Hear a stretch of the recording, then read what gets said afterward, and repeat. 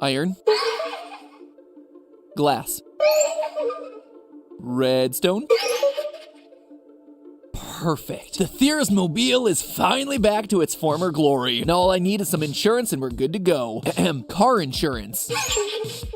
Wait, what? I said car insurance, not phone. Aha! But the LA has just given you exactly what you needed. Tom? Where? Yeah.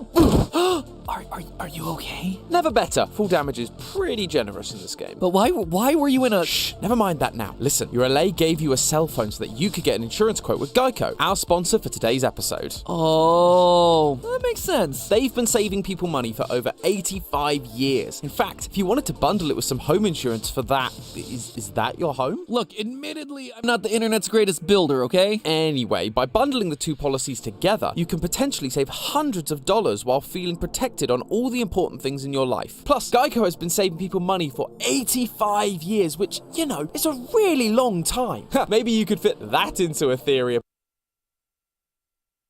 Or subscribe buttons. Recently, we did a theory all about some new inclusions to Minecraft during the Wild update. Specifically, we dug down into the deep dark to uncover the origins of the Warden, how the Warden actually has the spirits of 5 children stuffed inside it, and the underground ancient cities are actually old, forgotten pizzerias.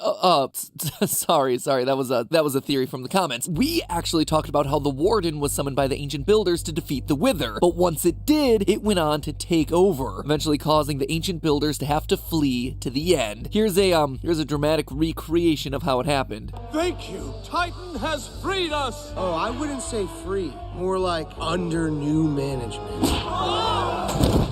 But there was so much more to this Wild update than just the Warden that I didn't get the chance to talk about. We have the mangrove biomes that are full of intricate tree formations. We have frogs that eat slime and magma to produce light. Definitely a theory for another day. But the biggest part was the long-awaited introduction of the 2021 Mob Vote winner, the Allay. This mysterious-looking creature has one main function: to support the player in gathering resources. You give it an item, and it'll pick up more of that same item from the surrounding area. It's no wonder this thing beat out the Glare and the Copper Golem. I mean, a creature that tells you it's dark? I can't see and I'm being attacked by skeletons. Something tells me it might be a little dark in here. The Allay, meanwhile, this thing is perfect for adventurers, for music lovers, and for gathering the most difficult resource in all of Minecraft, the lore! That's right, this thing is deep fried in the stuff, simultaneously confirming theories we've had in the past about other mobs, while also opening brand new doors for us to explore about the world. And true to form, it's dark, it is disturbing, and it'll confirm for you that bit by bit, it's this channel's mission to expose this bright and friendly building game for the disturbing, twisted dystopia that it's always been. I mean, I'm not the one who's putting sound effects like this into the game.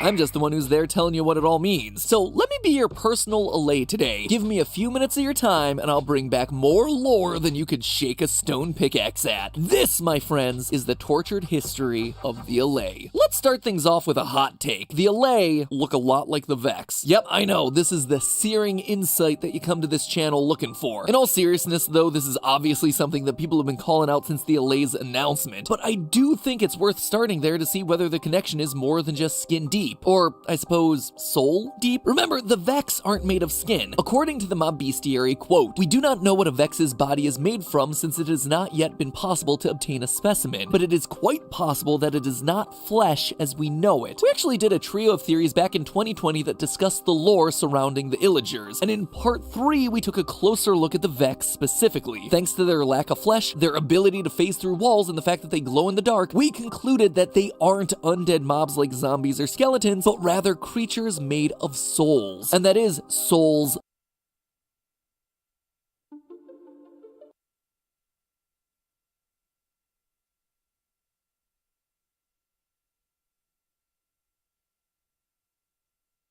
of the Allay. Let's start things off with a hot take. The Allay look a lot like the Vex. Yep, I know, this is the searing insight that you come to this channel looking for. In all seriousness though, this is obviously something that people have been calling out since the Allay's announcement, but I do think it's worth starting there to see whether the connection is more than just skin deep. Or, I suppose, soul deep? Remember, the Vex aren't made of skin. According to the Mob Bestiary, quote, "We do not know what a Vex's body is made from since it has not yet been possible to obtain a specimen, but it is quite possible that it is not flesh as we know it. We actually did a trio of theories back in 2020 that discussed the lore surrounding the Illagers, and in part 3 we took a closer look at the Vex specifically. Thanks to their lack of flesh, their ability to phase through walls, and the fact that they glow in the dark, we concluded that they aren't undead mobs like zombies or skeletons, but rather creatures made of souls. And that is souls plural. If you listen closely to their audio, you can hear multiple voices present.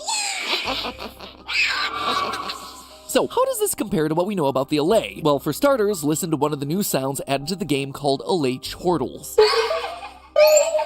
For those of you who don't know, to chortle means to laugh in a noisy or gleeful way. But even if you ignore the definition, you can totally hear it, right? The laughter of the Allay sounds very similar to one of the many voices heard within the shrieks of the Vex. Listen again and compare the two.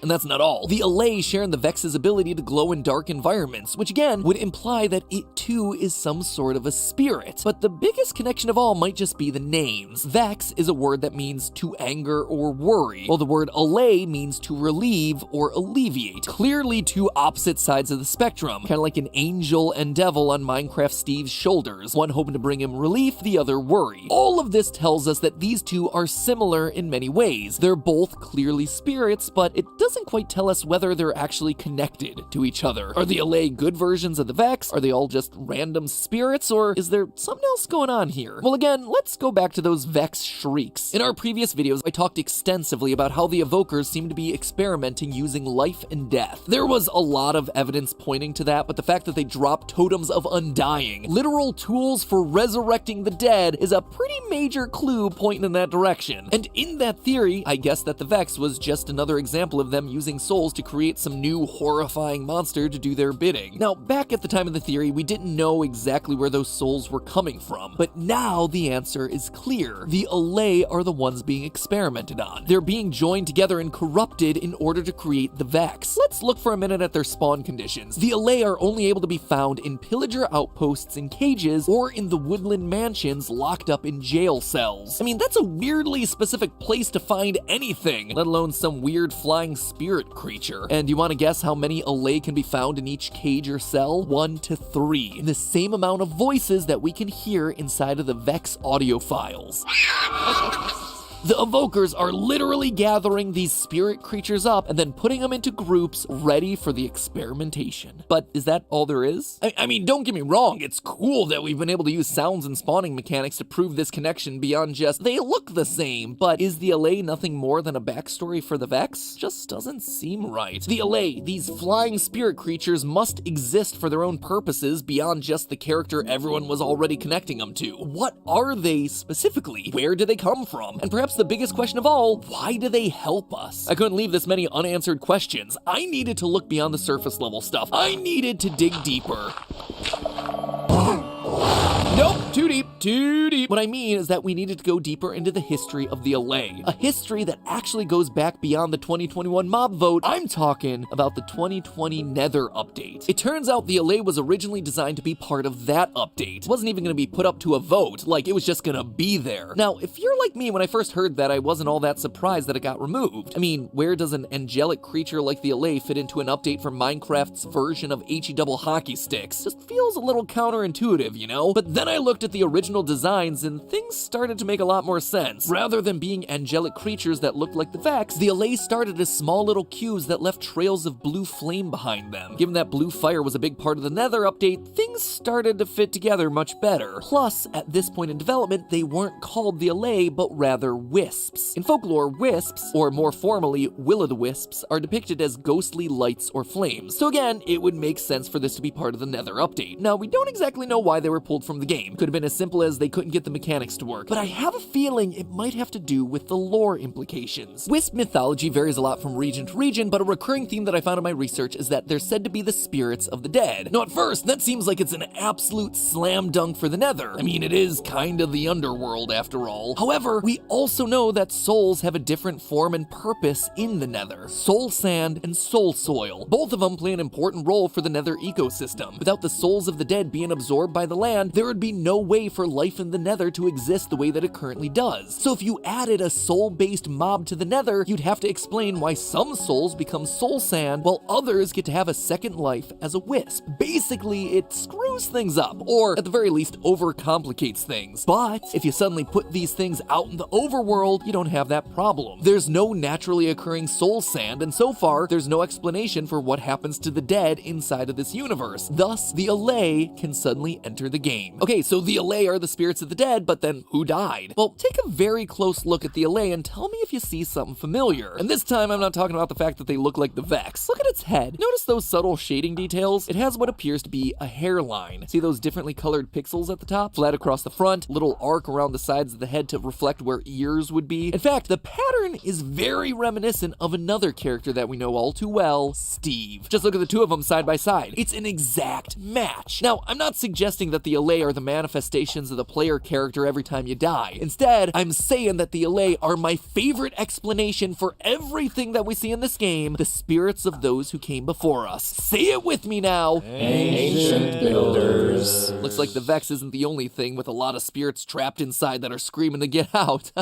Anyway, I'm not saying this ancient race all looked like Steve, but what I am saying is that Mojang gave the Allay some of Steve's key features as a visual shorthand for letting us know that these creatures are connected to us as the player in some way. Might sound like I'm reaching here, but hear me out. When you free the Allay from their prisons, they'll act like most passive mobs. They'll just fly away without so much as a thank you. Now, mobs like wolves and cats will become friendly towards the player if you feed them enough, but the Allay actually work differently. Instead of feeding them, the Allay only ask for one small thing, an item, any item. Quote, "We gave the Allay and the player a magical connection, formed when you give the Allay an item." That's actually a quote from Nir Ulraf Vaknin, a vanilla gameplay designer at Mojang. This isn't taming like the wolves and the cats, this is a special bond between the player and the Allay. In fact, they actually have a different set of sounds for when they don't have an item labeled yearn.